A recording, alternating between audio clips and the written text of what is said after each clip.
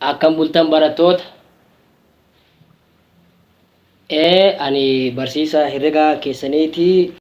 Isin barsiisaa amma herrega barannaa jecha. Mee osoo gara barumsa kanaatti hin seenne gaafii tokko isin gaafadha.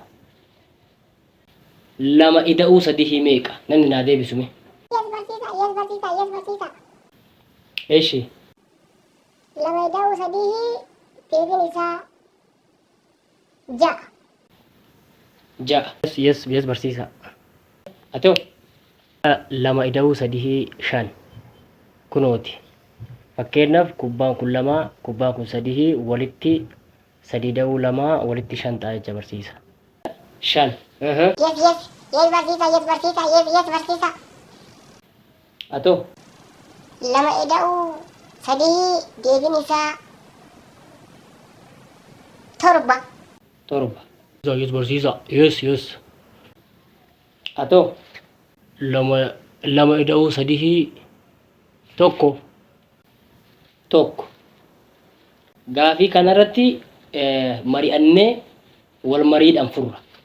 Deebiin keessan deebii garagaraati waan ta'eef deebii kanarratti barsiisota akka kiyyaa deemnee mariisifnee wal marii furraa mari'annee walitti deebinaa jecha. Waan irratti waliin gallee mariidhaan furuu wayyaa mariidhaan furra.